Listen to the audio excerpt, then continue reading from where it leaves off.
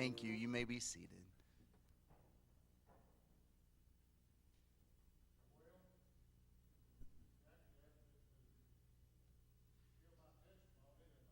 Through life.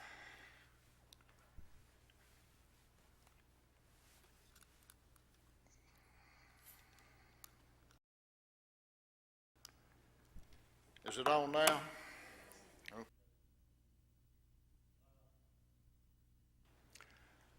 I guess I call this divine appointments because I think I've had several divine appointments in my life, and I hope I don't bore you too much with my life story and my journey through life. I began life July the 24th, 1939. And if you're wondering how old I am, I'll be 78 in July. I was brought up in West Asheville. My father was a security guard at the American Inca plant. My mother was a stay-at-home mom. Had one sister. Went to Vance Elementary School, Hall Fletcher Middle School, or junior high at that time, and graduated from Lee Edwards High School in 1957. I grew up, I guess you'd say, in church. My mother, because my daddy worked swing shift, he couldn't go every Sunday, but my mother would walk to church, to West Asheville Baptist Church, and which was about a mile because Daddy was only off one Sunday a month. And then they built Abernathy Methodist Church, which was just a short distance from where I lived. So that's where we began going.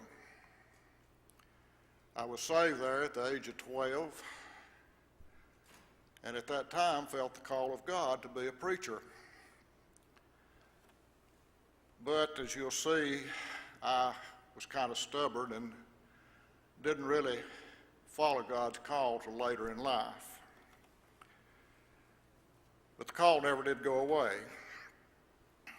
Graduated from high school, went to Western Carolina University, flunked out because I had more important things to do than study. Got a job at INCA through the influence of my daddy in the electric shop, began working there. And I think the first divine encounter I had one Sunday afternoon after church, a friend of mine said, Bill, he said, my girlfriend is going to spend the night with her girlfriend, and would you like to go on a date with us after church?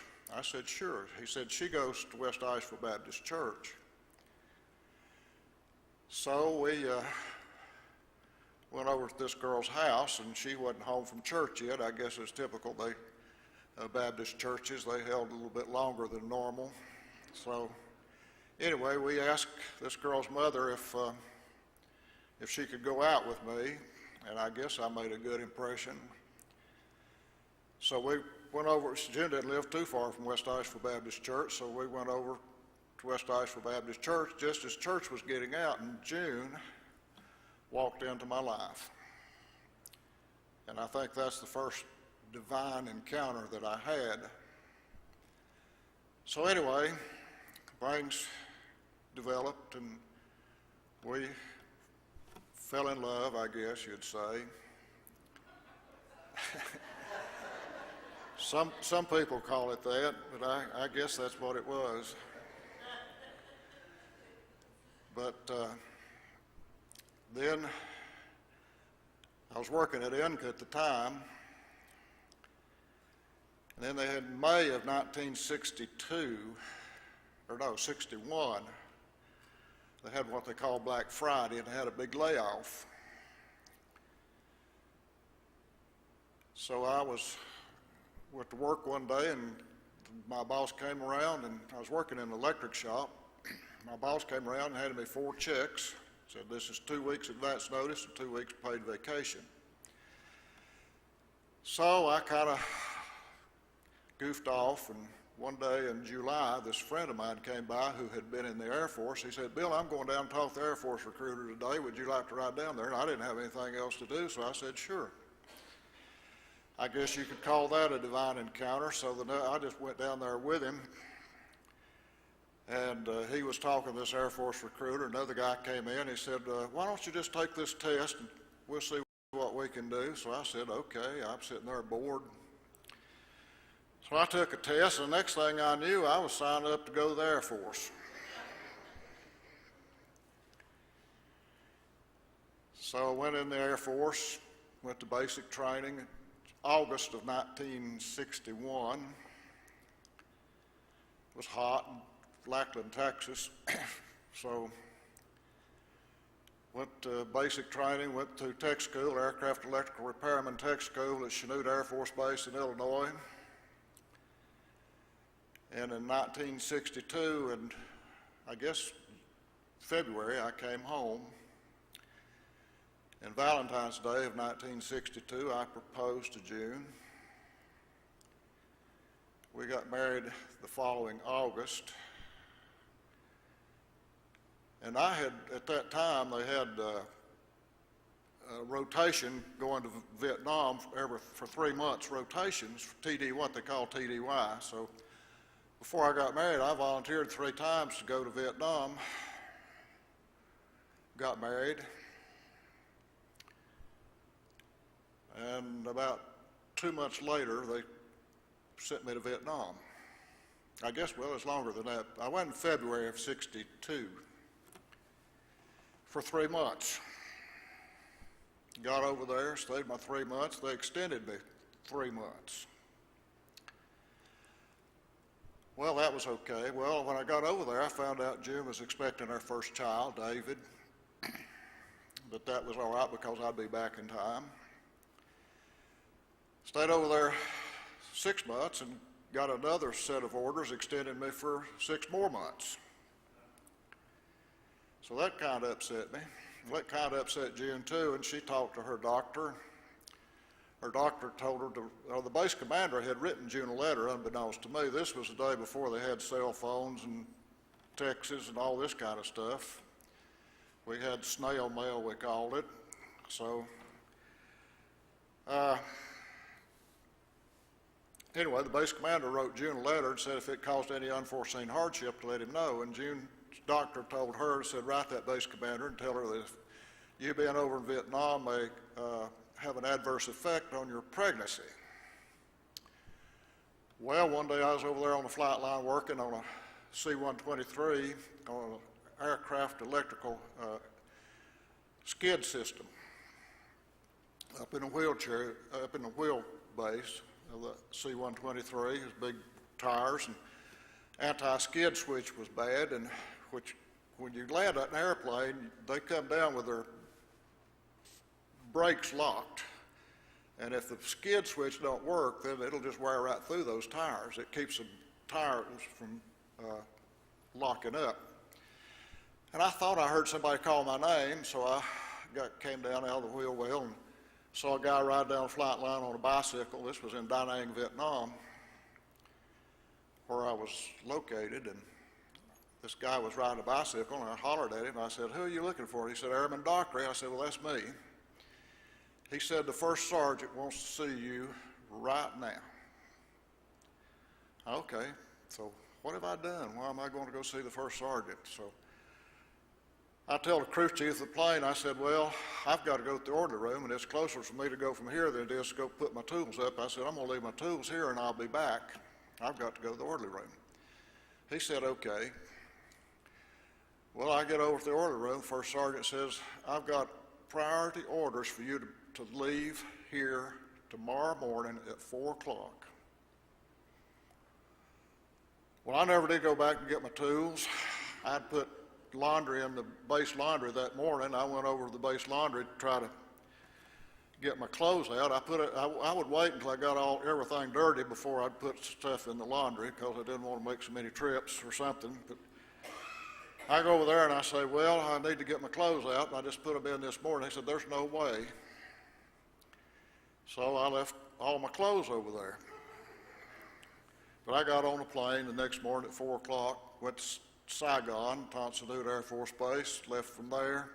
It took me all day to get to Tonsanut because this was a cargo plane that was dropping off supplies along the way. Got to Tonsanut that afternoon. Left there, went to the Philippines, had a steak supper that they gave us at, I believe it was Clark Air Force Base. Flew to Asheville, got home. June didn't know I was coming. Got to Raleigh. There's a guy that was with us, lived in Raleigh, one of the guys I worked with, and his daddy was going to come and pick him up. So I said, this was a Friday night, I saw another friend of mine, I said, check me in base. I said, I'm going home. So I got a ride with this guy's daddy out to Interstate 40 about 9 o'clock at night, stuck my thumb out. And at daybreak the next morning, Saturday morning, just as the sun was getting up, I actually had a divine encounter with a guy. I got stuck in Hickory till about 2 o'clock in the morning, pitch black dark, cold. I didn't have a coat. All I had was a short sleeve shirt, and this was in October. There was an old 48 Chevrolet or GMC, I don't remember which, pickup truck came chugging up this hill where I was standing. I stuck out my thumb and he kind of screeched to a halt. He said, where are you going? I said, I'm going to Asheville. He said, well, I'm going to Canton, get in. So I think that was another divine appointment. So he said, where do you live? I said, well, my mother and daddy live out on Lester Highway at Georgetown. He said, I know right where that is. He said, I'm going to drop you off there at O'Donnell Road. And he said, I'll go out across Newfound to Canton. So that was good. Anyway, David was born in November of that year. Finished my tour of duty, came back to Incaplant in the electric shop. Was working there one day and I changed the drive motor on a pot spinning machine down in a rayon plant, and I was covered with grease. I mean, just absolutely covered. These were large motors. So I looked at myself. I had grease all over my face, all over my clothes, and I said, there's got to be a better way to make a living. At that time, American Incaplant had worked out an agreement with Western Carolina a program called the In-Service Program. So I went by and saw Mr. Green there in the safety department that was over the In-Service Program, signed up to go back to Western Carolina. So to make a long story short, because I had an academic suspension. I was on trial for the first semester and had to bring my quality grade point up to 2.0, which is kind of hard to do after you had a few courses, but anyway, it came up to 2.01, so they let me stay in. And when I graduated, I had over a 3.0 average, so anyway, that tells you a little bit about me. So I graduated. During that time, we had bought a house up on South Hominy, right at the end of where 151 crosses over into the National Forest. There's a road called Chestnut Creek, goes off to the right. We bought a house up on Chestnut Creek. After I began Western, they offered me a job in the industrial engineering department doing time and motion studies. So when I graduated, I was doing time and motion studies with the industrial engineering department. Well, with my military time, I had 11 years with the company, counting the 4 years I was in the military. I had 11 years at American Inca Company. And they put me to training 2 graduates from Georgia Tech with industrial engineering degrees, and they were making more than I was. So I didn't say anything until I graduated. So after I graduated, I went and told my boss, I said, look, I'm training these guys, they're making more than me. I said, I think I ought to make at least what they're making. I said, I've got 11 years with the company. He said, I can't do it. So it kind of didn't sit too well with me. So for some reason, the next Saturday, I had to go out to Western for something. So I went by the placement office they had there, and they was closed. But there was a little 3x5 index card on the wall there on a bulletin board for a job with Western Carolina Telephone Company. While we were there, my second son, Daniel, was born. So anyway, I took this little card and put it in my pocket, and Monday I called. And Western Carolina Telephone Company is a part of the Continental Telephone System, and they have the 6 western counties in North Carolina, and then they have Weaverville, Marshall, Mars Hill, some territory over there. It's an independent telephone company, different from South Central Bell. So I called and got an interview. They had an opening in Murphy for somebody to do public relations.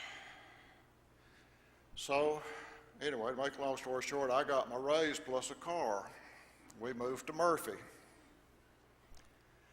After about 6 months there, the problems, they were having some really bad problems with public relations. We're having utility commission complaints, and that's not good for a telephone company. Well, the utility commission complaints went down. I don't know if there's anything I did or not. I just went around and talked to people. So my boss called me in one day and said, Bill, he said, utility commission complaints are down. He said, I want you to collect delinquent accounts. So I said, okay. So I did that about 6 months and got the delinquent accounts cleaned up. Well, one day I get a call, and Bill, there's a job for a district commercial manager in Shenango Bridge, New York. Would you be interested? I said, well, sure. So I go up to Shenango Bridge, New York, and I guess they like my southern accent or something. This was upstate New York, is right on what they call the southern tier, right on Interstate 81, if you go up I-81. Went up there as district commercial manager over an area of territory up there that's part of the Continental Telephone System with Shenango and Unadilla Telephone Company. And I came back that next summer, and I went talked to my boss in Weaverville, and I said, if you ever get an opening back down here in North Carolina, I'd like to come, because that's where I'm from. So he said, well, I'll keep that in mind. So I was up there about a year or so, and they said, there's an opening in marketing. Are you interested? It's in sales. And I said, yes, I am. I'm interested in that. So I went and interviewed for the job, and in that interview, they said, well, you're a level 5 management, and this job that we're offering you is a level 6. I said, okay, so I'll think about it. So I went home, and I just picked up the phone, and I think this was another divine encounter, called the guy in Murphy that replaced me, and he said, oh, are you coming back to North Carolina? I said, no, I don't reckon. He said, well, they fired Bill Underwood, who was the district manager in Silva. And I didn't know anything about it. So anyway, I called the state manager here, and I said, well, I hear that you fired this guy and like to be considered for that job. And he said, well, I thought about you, and he said, they told me that you're a level 6 up there, and this is a level 6 job down here, and he said they won't transfer unless it's a raise in management level. I said, well, I just interviewed for a job this morning. They told me I was management level 5. He said, is that true? And I said, yeah. And he said, well, let me call you back in about 15 minutes. So he called me back in about 15 minutes. He said, when do you want to move to Silva? I said, I'm ready. So we moved to Silva, and I was district commercial manager in Silva over a business office. And I loved that job. I was Mr. Telephone in 6 counties in Western Carolina telephone company. My youngest son, Chris, was born while we lived there. But while we were there, God began to work on me. I went forward one night and committed my life, rededicated my life to Christ. Silver First Baptist Church. And I think there were probably more change in me at that point than it was when I got saved at 12. My life drastically changed, I think. Became a deacon, became active in church. That's where I was ordained as a deacon. And I thought I was going to spend the rest of my career at Silva, North Carolina, because I just had a dream job in my estimation, doing public relation work. Had 3 business offices, one in Silva, one in Franklin, and one in Murphy. And got a call one day and said, Bill, we're reorganizing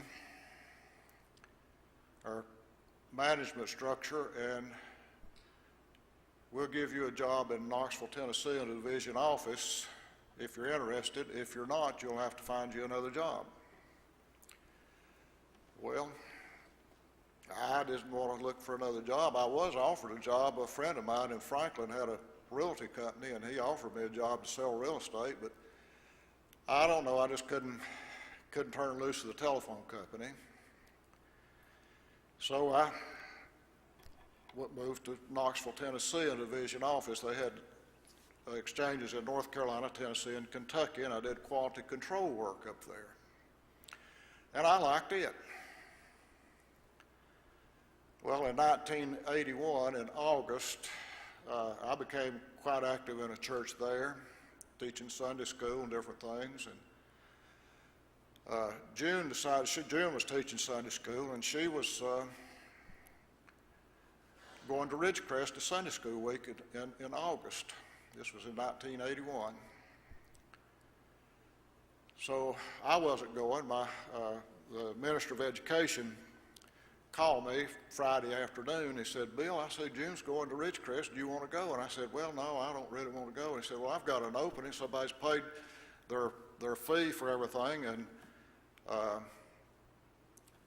it won't cost you anything if you go. And I made all these excuses, and I said, well, I'd have to take a week's vacation.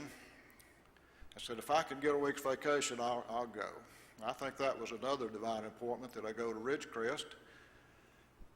Because I got to Ridgecrest, Dr. Ed Young, pastor of Second Baptist Church, was a speaker that week.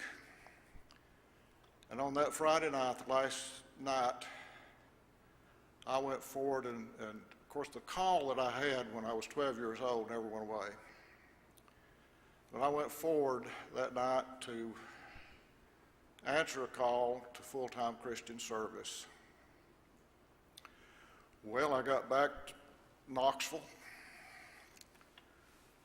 and I thought, what have I done? And I said, okay, God, you're going to have to get me fired because I can't quit. Well, a few months before that, Continental Telephone System had sold their Tennessee franchise. So we didn't have operating companies in the state of Tennessee. So the day after Labor Day in 1981, they called 91 people that worked in the division office in, and they said, we're going to close this office. Anybody from management level 6 and above, we're going to relocate within the Continental system. If we don't have a place for you to relocate, we'll give you a 1.5 year salary and pay your medical insurance for a 1.5 years. And I'm thinking, man, this is great. They're not going to have a place for me. So people started going out and interviewing in different parts. Some people went down to Alabama, and I had turned down. They had offered me a job about a year before that in Georgia, in the Gulf Division, what they call the Gulf Division, as a district manager.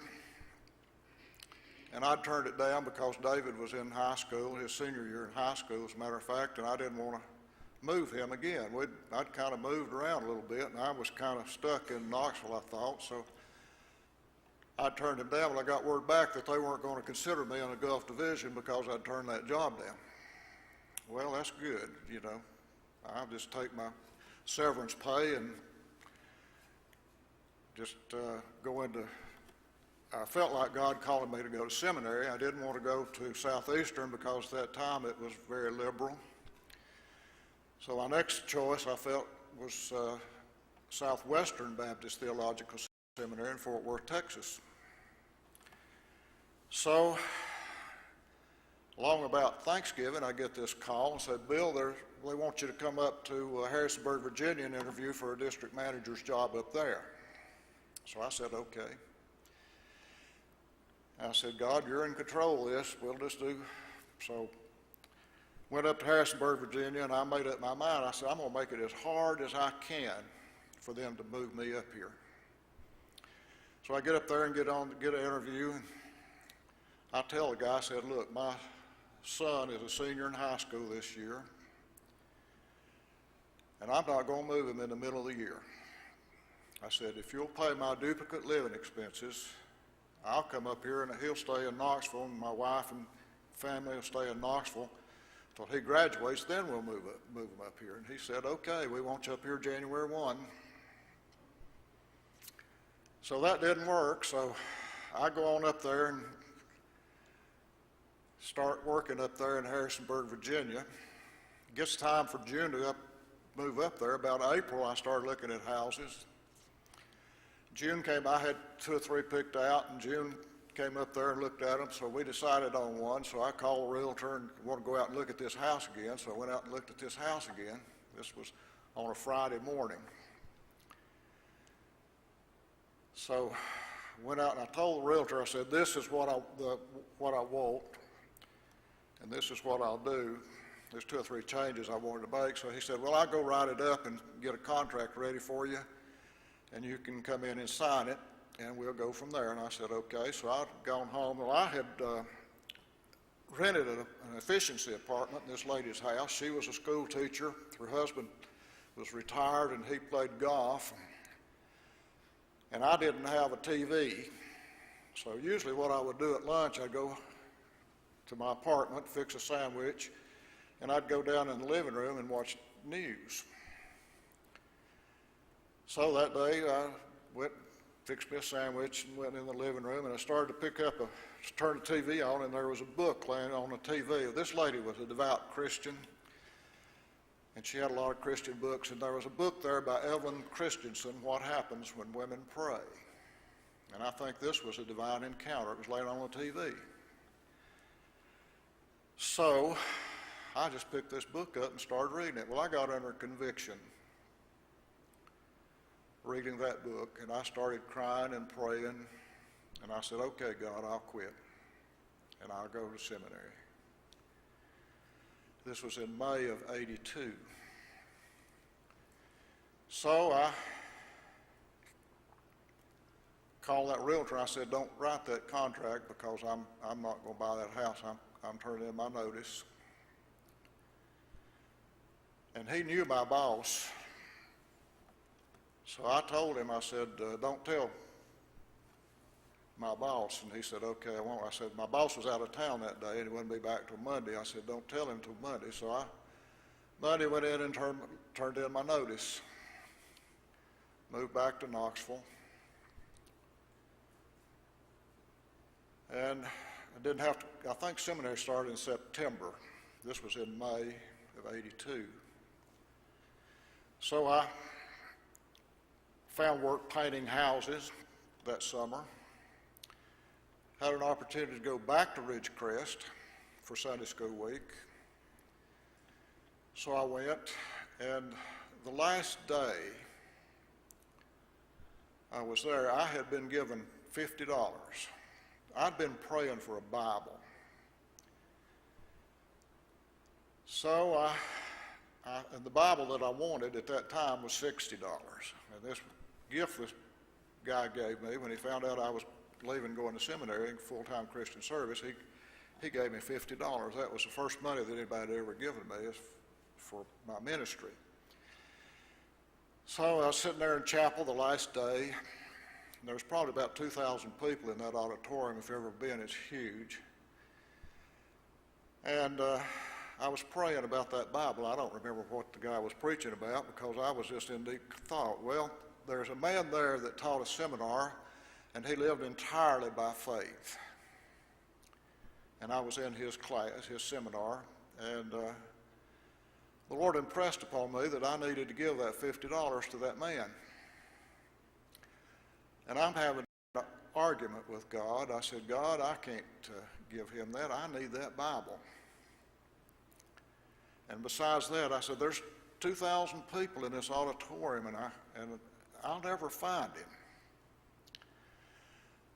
Well, when I said that, it was about 10 rows in front of me. Over to the right was the back of that man's head.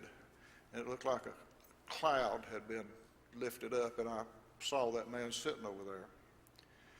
So I knew right then that that was what God wanted me to do, so I gave him that $50.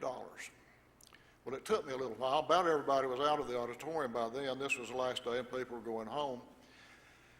And I'm feeling proud of myself.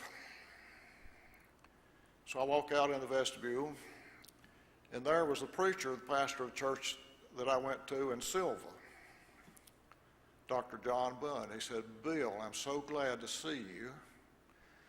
And I think that was another divine encounter that I had. He said, our church has found out that you're going to go to Texas to seminary, and we want to move you to Texas. So one of the members of that church had a tractor-trailer company, so they pulled up a tractor-trailer parked it in front of my house, and I packed it. Then we left and went to Texas, and they brought our stuff out. Got out there, enrolled in the school of, I didn't go to the school of, I was a minister of education school. I didn't go to the school of theology, but anyway, got enrolled, went to school, and one day, the first year I was there, I think I had another divine encounter. Usually when I went to the library, they had a whole rack of all the state Baptist papers. And one evening I went to the library, had a term paper, decided I'd go look at the current Baptist newspaper. Standing there reading it, there was an article about North Carolina Baptist Children's Home, and there's two ladies, sisters, named Moody. I don't remember their first names, but they had donated a farm to North Carolina Baptist Children's Homes, and they was going to start a cottage there in Franklin with North Carolina Baptist Children's Home. And I was standing there reading that article, and I heard a voice say, as plain as one of you would talk to me, Bill, this is what I want you to do. In fact, it was so plain and so real, I thought someone was standing behind me. Standing there reading the paper, and I looked. There's nobody there. Looked, there's nobody there. Hair on the back of my neck stood up. So I made it that my goal to work with North Carolina Baptist Children's Home. So I had gotten a job in the electric shop at the seminary, and June had gotten a job. We had a divine encounter with June. We went to the bank one day. June needed to work, and I had about $8,000 in stock with Continental Telephone Company that we cashed in to kind of live on, but money was getting tight.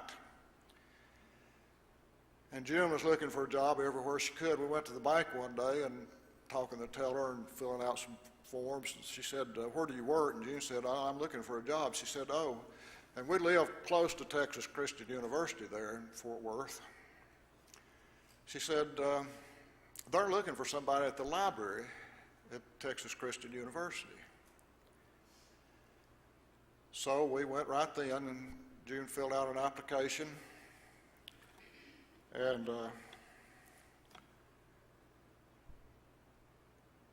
time went on, got a call one day. They wanted June to come in and do an interview. I was getting ready to go to school. So June was all excited. She was going around getting dressed and everything. Telephone rang again, and the same man called, said, I made a mistake, said, I meant to call somebody else. Well, June just went all to pieces. She started crying and upset. Of course, I was upset too, but I got mad. And I called the employment office, or whatever, placement office, whatever they call it, at Texas Christian University, and I told them, I said, what kind of a place is that? I said, if I made a mistake, called somebody in for an interview, I'd go ahead and honor that. I said, that's not any way to run a business. Well, a little while later, telephone rang again. That man said, I do want to interview you. So June went in. Make a long story short, she interviewed with 2 different people, and they offered her both jobs. So she took one of them, but anyway. Then I went to, we had a placement officer, and they were telling people, you know, we had to go explain what our calling was, and so I told the guy, the professor, my calling was with children's home. He said, well, he said, I know a man in Weatherford, Texas, which was about 20 miles outside of Fort Worth, that's administrator at a children's home. Would you like to interview? And I said, yes, I would. He said, he needs somebody. So I interviewed, got a job as program director with Texas Pythian Children's Home in Fort Worth, Texas, the last year I was there. Thought I was going to spend the rest of my career there. Graduated.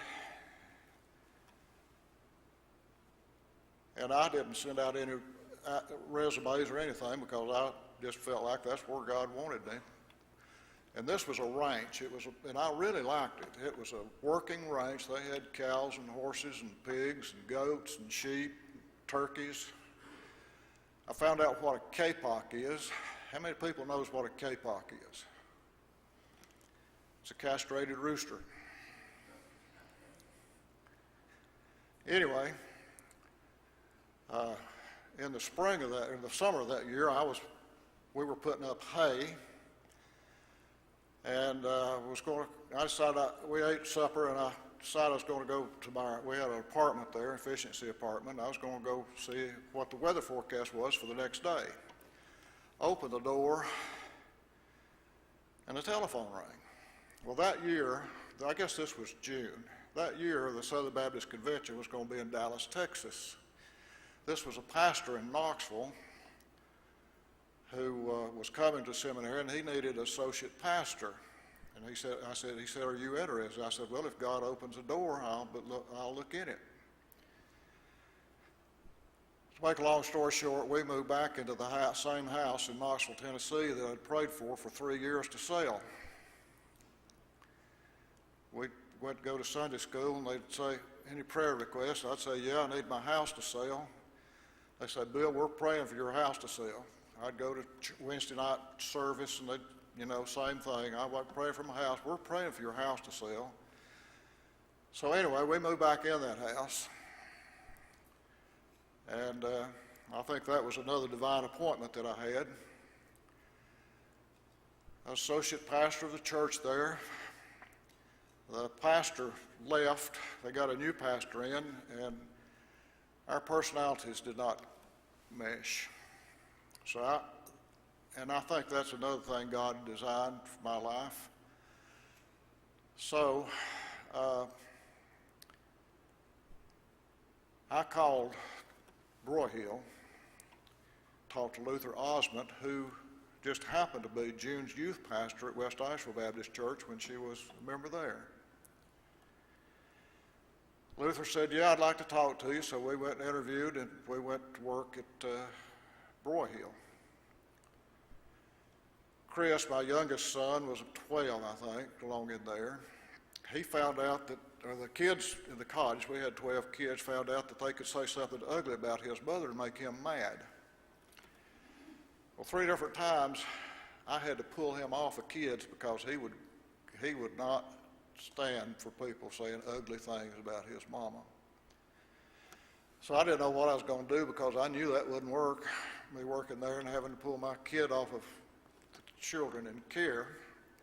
So I got a call one day from a pastor a former pastor who had gone to work with Tennessee Baptist Children's Home. And I think this was another divine appointment. He said, "Bill, are you interested in being a house parent in the northeast part of Tennessee?" I said, "Well, no," and I explained what the situation. And I said, "It won't work with my youngest son." He said, "Well, I know that's true." And he said, "I didn't think you would want it anyway," but he said, "The job you need is in Chattanooga as a program director of the Chattanooga campus." So I called, and